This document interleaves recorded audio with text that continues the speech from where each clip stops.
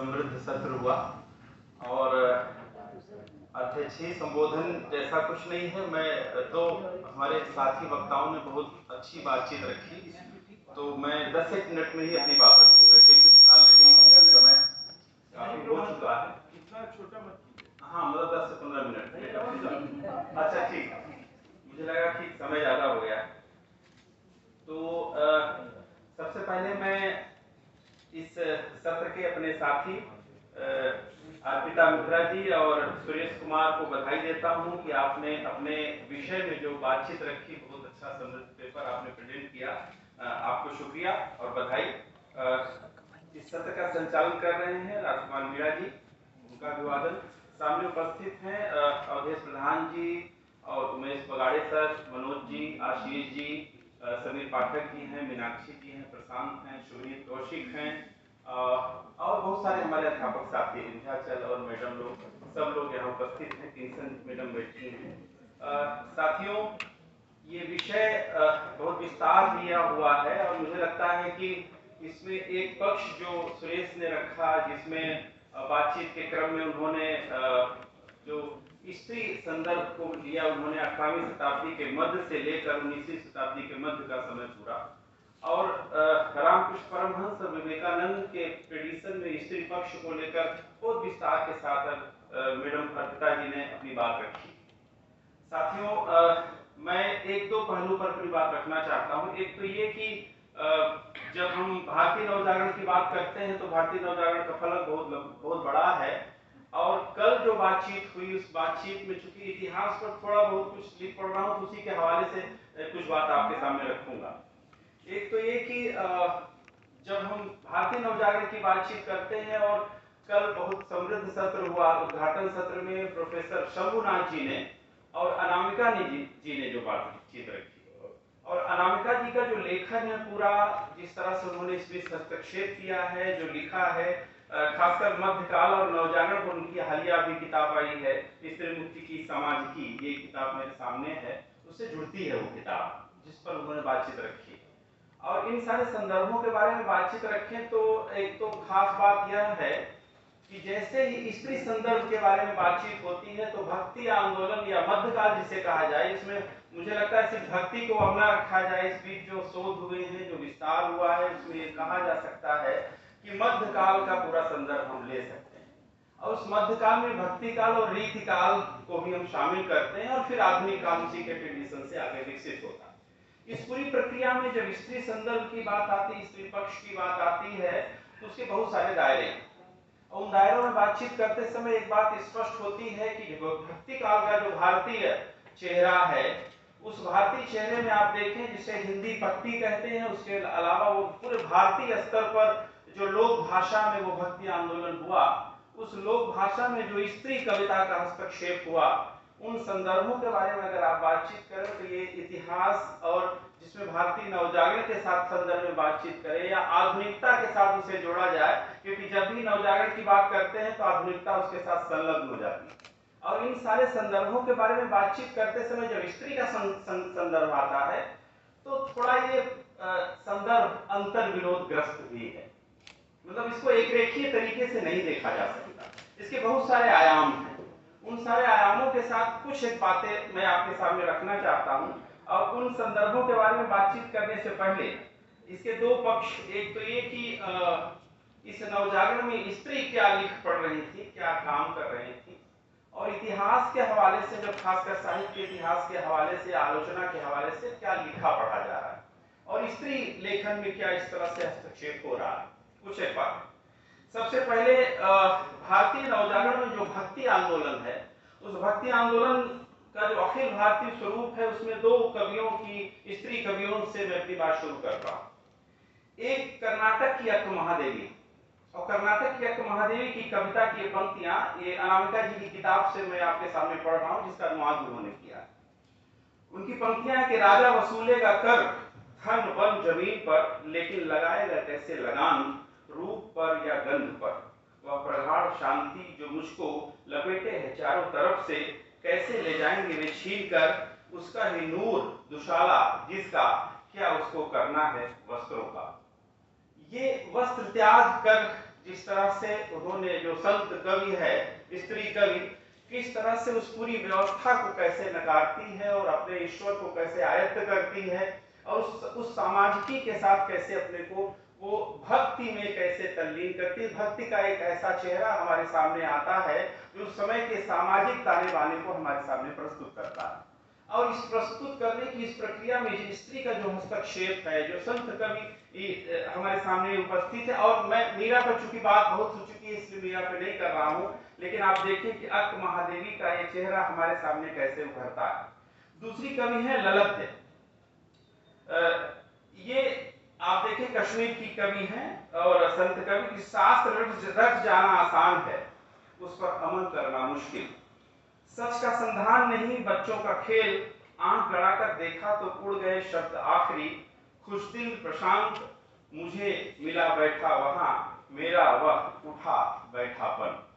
इन पंक्तियों के माध्यम से आप उस समय की स्त्री संत कवियों के बारे में बातचीत कर सकते हैं, जो उनकी चेतना है, जो उनका विस्तार है, जिस तरह से कैसे उस सामंती व्यवस्था के साथ, सत्तात्मक व्यवस्था के साथ लड़ रही थी वह, और कैसे एक विरोध व्यक्त कर रही थी। और आप देखें कि कैसे धीरे धीरे वस्त्र ही त्याग दिया किस तरह से उन्होंने, और उस वस्त्र त्यागने के पीछे का जो प्रतीक है पूरा, कैसे भारतीय नवजागरण में स्त्री संदर्भ को किस तरह से लेकर हमारे सामने आता है, इसको देखने और समझने की जरूरत है।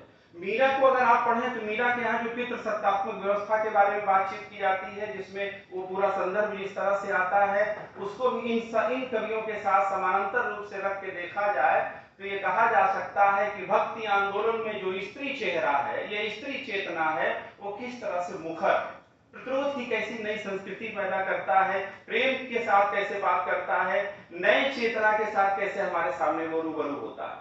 लेकिन इन सारे संदर्भों के बीच में जब आप बातचीत करते हैं तो मुझे लगता है एक जो दूसरा पक्ष उभरता है भक्ति काल का, जिसे मध्यकाल कहते हैं, उस मध्यकाल के अंतर विरोध की जो चीजें हमारे सामने आती।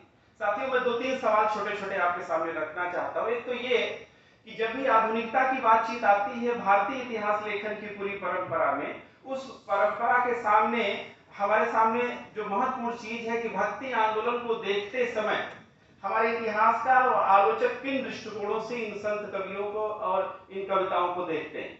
तो देखने की इस प्रक्रिया में उनके सामने कुछ जो सवाल आते हैं, मसलन एक चीज तो यह है कि जैसे रामविलास शर्मा जब कहते हैं लोक जागरण का काल है भक्ति काल, और लोक जागरण की उस रूपरेखा में लोक भाषाओं के मार्फत या विस्तार से इन कवियों के साथ को रखते हैं और उस पर बातचीत करते हैं। दूसरी तरफ इतिहासकार के रूप में, आलोचक के रूप में वह मुझे निबंध याद आता है मध्ययुगीन भक्ति आंदोलन का एक पहलू, जो मुक्तिबोध का निबंध। मुक्तिबोध जब इस पर सवाल उठाते हैं कि क्या वजह है कि निर्गुण भक्ति कविता या संत कविता का जो तेज है धीरे धीरे जाके वो कैसे सगुण भक्ति कविता में वो कैसे एक तरह से उसकी धार कुंद कैसे हो जाती। ये पूरे संदर्भों के साथ बारे में बातचीत करें तो इन्हीं संदर्भों के बीच में जो इतिहास लेखन की प्रक्रिया में इस बीच जो रिसर्च हुआ, जैसे पुरुषोत्तम अग्रवाल जी अभी आए थे, आपको पता है कबीर और उनका समय, उसके लोकवृत्त पर जो बातचीत वो करते हैं और देशज आधुनिकता की बातचीत करते हैं।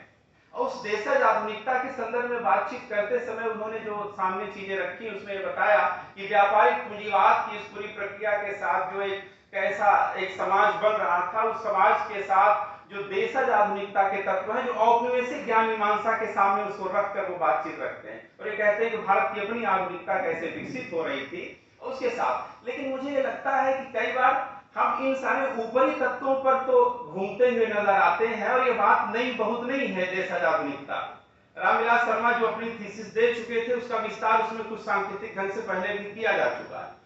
अब आप इन संदर्भों उसी का विस्तार उनके शिष्य आप देखें, अभी जो किताब आई है हिंदी की जो आरंभिक आधुनिकता सुंदर के स्वप्न, जिसमें दलपत राज पुरोहित ने लगभग उसी को विस्तृत किया।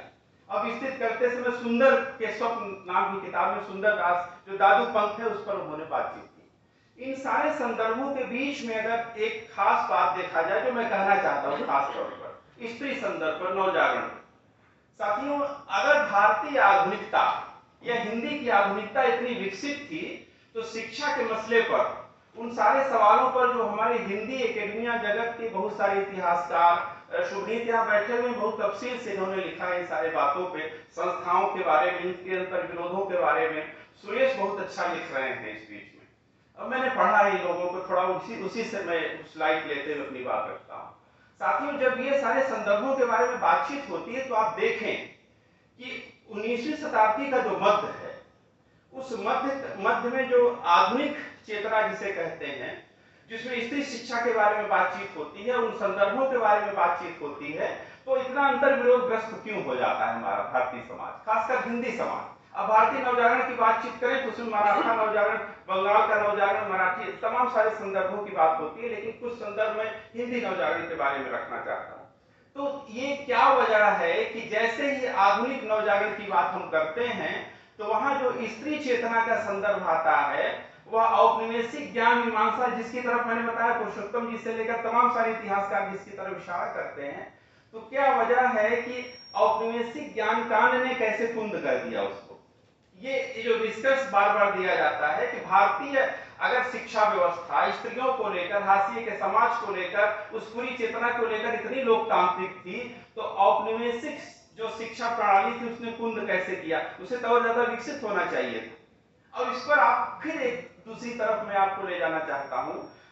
महाराष्ट्र मराठी नवजागरण जिसे कहते हैं, उमेश बगाड़े जी बहुत अच्छे स्कॉलर हैं, हमने सुना है इनके बारे में, पढ़ा है। जो आप देखें कि वहां पर जब औपनिवेशिक शिक्षा प्रणाली की बात की जाती है तो आप लॉर्ड मैकाले और एल्फिंस्टन को पढ़िए, आप उस शिक्षा पद्धति के ताने बाने को पढ़िए, और जो जातीय व्यवस्था में हजारों साल से, खासकर ध्यान रखिएगा दलित और स्त्री दोनों संदर्भ में, और स्त्री में भी जो दलित स्त्री है, शिक्षा का हक, प्राइमरी एजुकेशन में उसके पास नहीं था, और उस पूरी व्यवस्था को कैसे इस नई औपनिवेशिक व्यवस्था ने जब स्पेस दिया, तो ज्योतिबा फुले के यहाँ, सावित्रीबाई फुले के यहाँ, बाबा भीमराव अंबेडकर के यहाँ उस औपनिवेशिक शिक्षा प्रणाली को एक नए नजरिए से देखा गया, और उस नए नजरिए से देखा गया तो यह जो हिंदी पट्टी का अपना इतिहास लेखन की प्रक्रिया है, बहुत सरलीकरण का शिकार हो जाती है।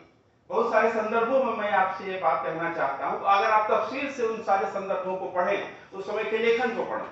सावित्रीबाई फुले ने लड़कियों के लिए पहला स्कूल कैसे खोला, अंबेडकर जब बातचीत करते हैं तो उस पूरे संदर्भों के बारे में बातचीत, इसलिए कई बार हम ठीकरा जो फोड़ देते हैं औपनिवेशिक शिक्षा प्रणाली बनाम हिंदी शिक्षा प्रणाली, अंग्रेजी शिक्षा के बरक्स रखते हुए, इन सब के बारे में बहुत सरलीकरण तरीके से ये बातें आती हैं। और मुझे लगता है हमारी हिंदी साहित्य के इतिहास लेखन की प्रक्रिया भी इसका शिकार है, जिसमें ये सारे संदर्भ जो आते हैं, आप देखिए सिरे से लगभग गायब हैं। चाहे वो पुरुषोत्तम जी किसी संदर्भ में ले लें, वो बातें नई थीसिस के को तो करते हैं, लेकिन उन सारे सवालों पर, स्त्री शिक्षा के सवाल पर, इन सारे सवालों पर लगभग वो टकराते नहीं उस तरह से, बहुत सरलीकृत तरीके से निष्कर्ष वहां आते, ये मैं कहना चाहता हूँ आपसे, आप उसे पढ़ें। दूसरा संदर्भ मैं आपके सामने लाना चाहता हूँ कि जब भारतेंदु हरिश्चंद्र की बात आती, रामविलास कल वो बातचीत हुई थी, रामविलास शर्मा ने आधुनिक हिंदी नवजागरण के जो 4 चरण बताए उन्होंने, और उस 4 चरण को हम लगभग रटते हुए उसे दोहराते हैं, और उस तरह से कि वो भक्ति काल, लोक जागरण का काल है जो आधुनिकता का पहला चरण है। उसके बाद दूसरे चरण में वो 1857 का युग है, भारतेंदु युग, फिर द्विवेदी युग, छायावाद, इस तरह से बातचीत करते हैं। आप देखें उसी के बरक्स जो रामविलास शर्मा ने लिखा, उसके बाद वीर भारत तलवार की जो किताब है, जिसपे बहुत विवाद भी हुआ है, आदरणीय अवधेश प्रधान जी ने काफी विस्तार से उस पर बोला, लिखा भी है, रस्साकसी। रस्साकसी किताब के पहला चैप्टर ही है, उसमें पढ़े स्त्री शिक्षा के बारे में कैसे वो बात रखते हैं, और उस बात रखते समय जो 19वीं सदी के मध्य में स्त्री शिक्षा को लेकर हिंदी पट्टी का जो अंतर्विरोध है, उस किताब में साफ झलकता है। और उस किताब में राजा शिव प्रसाद सितारे हिंद बनाम भारतेंदु हरिश्चंद्र की जो रस्साकसी है स्त्री शिक्षा को लेकर, उसमें बहुत स्पष्ट रूप से नजर आता है। और उसमें साफ साफ उन्होंने लिखा है, मैं वो कोट नहीं कर रहा हूँ, सिर्फ बता रहा हूँ आपसे कि विद्यांकुर और इतिहास तिमिरनाशक जैसी किताबें पाठ्यक्रम से कैसे निकाल देनी चाहिए। क्यों निकाल देनी चाहिए? क्योंकि यह स्त्रियों के लिए बेहतर शिक्षा नहीं देती। आप पढ़ें उसको, इसमें साफ साफ उन्होंने लिखा। हंटर आयोग की रिपोर्ट को लेकर जो बड़े बड़े विद्वान थे, उसमें जो कथन है, ये 1882 के आसपास की शायद घटना है, ये भारतेंदु हरिश्चंद्र को लेकर इसमें बातचीत है और अभी सुरेश ने बहुत अच्छी बात कही कि भारतेंदु हरिश्चंद्र बाला बोधनी पत्रिका भी निकालते हैं। भारतेंदु हरिश्चंद्र स्त्री संदर्भों को लेकर बहुत बड़ी बड़ी बातें भी करते हैं, लेकिन अंतिम दौर में क्या वजह है कि वह उससे विरोध में कैसे तमाम सारे संदर्भों में आ जाते हैं। ये लिखित दस्तावेज के रूप में है, तो इसको थोड़ा आप देखने की कोशिश करें तो आपको स्पष्ट होगा। दूसरे महावीर प्रसाद द्विवेदी और हिंदी नवजागरण, रामविलास शर्मा की किताब, संपत्ति शास्त्र पर उन्होंने लिखा भी है। कल बातचीत कर रही थी वंदना चौबे, वो जो ऐतिहासिक द्वंद्वात्मक भौतिकवाद के बीच से स्त्री शिक्षा, स्त्री चेतना का विकास कैसे होना चाहिए। मुझे लगता है वो एक पहलू तो है, लेकिन उसके बीच में जो टेक्स्ट बोलता है, जो चेतना के स्तर पर बहुत सारी स्त्रियों ने जो लिखा है, उसे भी देखा पढ़ा जाना चाहिए। अब आप देखिए कि इसमें महावीर प्रसाद द्विवेदी के बारे में बात करें। हम हिंदी साहित्य के विद्यार्थी अक्सर महावीर प्रसाद द्विवेदी को बातचीत करते हैं। एक तो संदर्भ नायिका भेद वाला है उनका, स्त्री संदर्भ उसे याद किया जाना चाहिए। इसमें अभय कुमार दुबे ने नायिका भेद पर रीतिकाल को लेकर एक लंबा लेख ही लिखा है उनके विरोध में, पूरा प्रतिमान में वो शायद छपा, नायिका भेद संहार करके कुछ। और दूसरा जो पहलू है कि सरस्वती के माध्यम से वो एक तरफ स्त्री शिक्षा के बारे में खूब बात करते हैं, लेकिन उसी सरस्वती पत्रिका में जो उस समय हमारा हिंदी समाज स्त्री को लेकर, इन सब को लेकर जो अंतर विरोधग्रस्त है, वो भी आपको दिखाई देता है।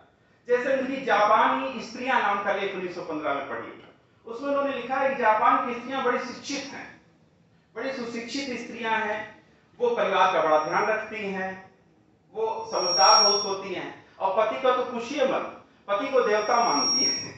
और इस तरह से उन्होंने लंबा लेख लिखा। क्या बात है जापानी स्त्री शिक्षा या जापानी स्त्रियों से हमें हमारी भारतीय स्त्रियों को सोचना चाहिए, इससे कुछ कुछ समझना चाहिए, मतलब इनसे वो चीज लेनी चाहिए। अब आप एक तरफ देखिए कि ये हमारी हिंदी पट्टी के जिनको नायक कहते हैं कौन, रामविलास शर्मा और हमारे बहुत सारे विद्वान, उनका एक दूसरा पक्ष भी है। जब आप स्त्री के बारे में बात करेंगे, नवजागरण के बारे में बात करेंगे, तो इन पक्षों को भी आपको देखना चाहिए। क्यों अंतर विरोधग्रस्त है? रविन्द्रनाथ टैगोर का निबंध घर बाहर का द्वंद्व, कि स्त्री सुशिक्षित हो लेकिन परिवार के भीतर रहते हुए, चौहद्दी में रहते हुए, आधुनिकता उसके पास भी आनी चाहिए लेकिन चौहद्दी में रहते हुए। एक ये पूरा संदर्भ जब आता है तो मैं अपनी बात दूसरी तरफ जो ले जाना चाहता हूं, दूसरी तरफ ये कि 19वीं शताब्दी कि उसी जो लघु पत्रिकाओं का दौर चला, उसमें हमारी बहुत सारी स्त्री लेखिकाओं ने जो लिखा, उससे हिंदी का स्त्री नवजागरण का चेहरा आपके सामने उभरता है। अब उसमें बहुत तफसील से मैं नहीं जाऊंगा, लेकिन बस कुछ लेख आपके सामने नाम लेना चाहता हूं कि इन स्त्रियों ने जो लेख लिखा उसे आप पढ़ें तो हिंदी पट्टी या भारतीय नवजागरण, आधुनिक भारतीय नवजागरण का स्त्री पक्ष कैसे उभरता है, वो सिर्फ मैं लेखों के नाम आपके सामने पढ़ रहा हूं। भारत में स्त्रियों की हीन दशा, श्रीमती शकुंतला। भारतवर्ष में आधुनिक सुशिक्षिता स्त्रियां, श्रीमती शारदा मेहता। स्त्रियां और पर्दा, श्रीमती सरस्वती। स्त्रियों की बढ़ती हुई स्वतंत्रता, श्रीमती सरलाबाई नायक। विधवा विवाह, श्रीमती प्रज्ञा सुंदरी। महिला समाज की वास्तविक स्थिति, श्रीमती कौशल्या देवी। ऐसे अनगिनत लेख हैं जो उस समय स्त्रियों ने लिखे और इस समय स्त्रियों की दशा के बारे में आपके सामने बातचीत करते हैं। तो जब भी इतिहास लेखन की प्रवृत्ति के बारे में बातचीत होती है तो इन लेखों के माध्यम से आप स्त्री नवजागरण और हिंदी नवजागरण में या भारतीय नवजागरण में स्त्री पक्ष के बारे में ज्यादा बेहतर तरीके से जान सकते हैं। तो एक तो ये संदर्भ आपके सामने आता है, इससे आप उसको समझ सकते हैं। अब आपके सामने मैं एक छोटा सा वो संदर्भ आपके सामने देना चाहता हूं। वो संदर्भ ये है कि चांद पत्रिका में 1932 में स्नेहलता नाम की जो नवजागरण कालीन स्त्री लेखिका है, उन्होंने एक लेख लिखा और आप पढ़ें कि स्त्रियों का पुरुष के प्रति जो दृष्टिकोण होना चाहिए, जो हमारे हिंदी नवजागरण के अग्रदूत जो स्टेप बाय स्टेप तय कर रहे थे कि स्त्री को कैसे परिवार के साथ रहना चाहिए, स्त्री को कैसे पुरुष के साथ रहना चाहिए, स्त्री को पति के साथ कैसे रहना चाहिए, स्त्री स्वतंत्रताओं पर बहुत सारे संदर्भों पर वो बातचीत कर रहे थे। उसमें स्नेहलता का ये निबंध की ये पंक्तियां बहुत खूब विवाह समस्या पर कैसे इसको प्रश्नांकित करती हैं। उन्होंने लिखा कि बहुत से मनुष्य इसे कलयुग का अंत ही समझेंगे, किंतु जब विवाह व्यवस्था का अंत हो जाए बदमाश या गुंडे रहेंगे ही नहीं, व्यभिचार, स्त्रैणता, विलास आदि गुण बढ़ेंगे ही नहीं। बल्कि बहुत कम हो जाएंगे। प्रत्येक व्यक्ति में पाचन शक्ति भिन्न हुआ करती है, उसी के अनुसार वह अपने स्वास्थ्य का नियम बनाता है। तृप्त मनुष्य ही अंडरकोट गूढ़ता पर विचार कर पाएगा। हमें गुलाब और चमेली दोनों प्रिय हो सकते हैं। एक स्त्री के निकट एक पुरुष विद्वता के कारण, दूसरा शारीरिक सौंदर्य के कारण, तीसरा आत्मा और चरित्र की पवित्रता के कारण, चौथा देशभक्ति और त्याग के लिए प्रशंसनीय हो सकता है। एक संकीर्ण घेरे में बांधने से प्रेम का गला घुटता है।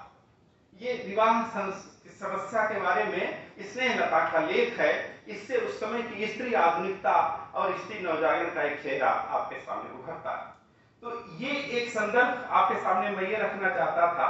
और एक अंतिम बात जो मैं कहना चाहता हूँ उसके बारे में अपनी बात कह के आपके सामने एक संदर्भ ये भी है कि कल मैं थोड़ा बात जो कल हुई उसी से कनेक्ट करके बात सामने रखना चाहता हूँ। आप देखिए कल शुभजा शुक्ल जी बातचीत रहीम की कर रहे थे और मैं बताऊं कि अभी बहुत सुंदर लेख है, पढ़ा जाना चाहिए कि स्त्रीवादी इतिहास लेखन की जो प्रक्रियाएं हैं उसमें बहुत सारे नाम हमारे सामने, सुमन राजे से लेकर रोहिणी अग्रवाल हैं, इसमें अनामिका हैं, प्रभा खेतान हैं, बहुत सारे नाम, मैं नाम नहीं गिना रहा। मैं ये कहना चाहता हूँ कि सुमन राजे ने इस पर बहुत अच्छा इतिहास, हिंदी साहित्य का आधा इतिहास लिखा और इस इतिहास में उन्होंने बताया कि पुरुषवादी इतिहास लेखन के बरक्स इतिहास और इतिहास में स्त्री नाम की किताब वो लिखती है कि इतिहास बनाने के लिए इतिहास से लड़ना पड़ता है। तो स्त्री को जब तक वो इतिहास से नहीं लड़ेगी तब तक स्त्रीवादी इतिहास नहीं बन सकता। उसके मैं तफसील से मैं नहीं जा रहा हूँ। मैं ये कहना चाहता हूँ बहुत ही खूबसूरत पक्ष है। आप पढ़ें तो एक तरफ जो लोक इतिहास जिसे कहते हैं, लोक भाषाओं में जो रचा गया स्त्रीवादी इतिहास है, उन्हीं संदर्भों के साथ जिसे मैंने बताया कि वो कैसे सातत्यता में उसे देखा और पढ़ा जाना चाहिए। नगर शोभा वर्णन नाम की रचना है, ये है रहीम की रचना और उस रहीम की उस रचना के बारे में बहुत खूबसूरत तरीके से अनामिका जी का ये लेख मुझे लगता है हम सबको पढ़ना चाहिए, जिसमें उन्होंने बताया है कि कैसे रहीम ने नगर शोभा वर्णन में किस तरह की विभिन्न जातियों की स्त्री नायिकाओं के बारे में लिखा है उन्होंने और उसमें कैसे एक चित्र के साथ उसको प्रस्तुत किया। तो व्यापार करती हुई स्त्री, अपनी अस्मिता को बचाती हुई स्त्री बाजार में है और उस बाजार में कैसे एक नई चेतना का वो निर्माण कर रही। और आपको बताऊं उसमें पनिहारिन है, घसियारिन है, धोबीन है, सुनारी, ऐसे बहुत सारी जातियों के बारे में, स्त्रियों के बारे में उन्होंने लिखा, व्यापार से उनके रिश्ते के बारे में लिखा और नगर शोभा वर्णन में कैसे वो स्त्री लोक नायिकाएं उन्होंने दर्जा दिया उसको और उसके साथ वो कैसे स्त्री संदर्भ को ले आती है। और ये जिसे हम आरंभिक आधुनिकता, जिसे प्राक आधुनिकता भी कहते हैं, आधुनिकता का वह स्वरूप जो भक्ति काल के बाद आता है उसके साथ कैसे ये जुड़ता है, जुड़ती है ये बात, इसे भी देखा जाना चाहिए। मैं बस एक छोटी सी बात उससे कह के अपनी बात समाप्त करूंगा कि उसमें उन्होंने लिखा है, मैं पढ़े उनका वो जो संदर्भ वो पढ़ना चाहता हूं कि गौर करने की बात यह है कि बाजार आई स्त्रियां पर्दा प्रथा की शिकार नहीं है। दूसरी बात यह कि मोहक भंगिमाओं के खुले वर्णन में भोले विस्मय और विनोद का पुट है जो कहीं से अश्लील और पन्नीकरण नहीं जान पड़ता। कुल मिलाकर पूरी नगर शोभा छोटे स्पेस दोहे में महीन छिटकी महीन मीनाकारी जान पड़ती है, ऐसी मीनाकारी जिसकी एक एक पत्ती जीवन की सच्ची हरियाली प्रस्तुत करती। ये उन्होंने रहीम के उन दोहों के बारे में लिखा, इसके बारे में उस संदर्भ के बारे में। उसकी 4 पंक्तियां आपके सामने मैं पढ़ता हूं कि काछिन कछु न जानई नैन बीज हित चित्त अजोवन जल सिंचत रहे काम कियारी नित्य कुछ भाटा गाजा गाजर अधर भूरा से भुजभाई बैठी लौका बेचई लेटी खीरा खाई। तो बड़ी सुंदर पंक्तियां इस सब के बारे में दो एक एक दोहे में उन्होंने उसके पूरे व्यक्तित्व का जैसे चित्रण किया है और वो कैसे उन्मुक्त वो नायिका है जिसके बारे में ये बात करती है और लिखती है। यहीं पर एक संदर्भ बहुत खूबसूरत सा आता है कि कैसे बाजार में स्त्री है वो लोक नायिका विद्यापति का जिक्र आता है। विद्यापति से जो आधुनिकता के कारण नवजागरण का एक सुंदर संदर्भ लिया जाता है कि उसमें वो संदर्भ लेते हुए बहुत सारे संदर्भों के बीच में ये किया गया है। और एक संदर्भ आता है कि जैसे पिया मोर बालक हम तरुणी पिया लेली गोदक चलेली बाजार। एक स्त्री है जिसको ब्याह दिया गया है 2 साल के बच्चे के साथ, वो गोद में लेकर बाजार गई हुई है पति को लेकर और वो कहती है कि संदेशा भेजती है कि नाना के घर कि एक गाय भिजवा दो जिससे कि दूध पिला के इसे बड़ा कर सके और ये बड़ा सुंदर सा संदर्भ आता है उस समय के पूरे स्त्री समाज को समझने के लिए, उन संदर्भों को समझने के लिए। और दूसरे मैंने बताया कि इन जो आधुनिक नवजागरण, जिसे भारतीय नवजागरण का आधुनिक चेहरा कहते हैं, उन सारे संदर्भों को समझने के लिए जो स्त्री लेखन, स्त्रियों ने जो लिखा है उसे देखना चाहिए। जो हमारे हिंदी के नवजागरण के अग्रदूतों ने जो लिखा है उसे भी देखना चाहिए। इतिहास में कैसे उसे दर्ज किया गया है उसे भी देखना चाहिए। और स्त्रीवादी इतिहास लेखन की प्रक्रिया में जिन लोगों ने इस बीच में लिखा है उसे भी देखा जाना चाहिए। अब तीनों को सामने रख के तब आप एक अध्येता की तरह कुछ बातें रख सकते हैं। फिलहाल अभी इतना ही, शुक्रिया।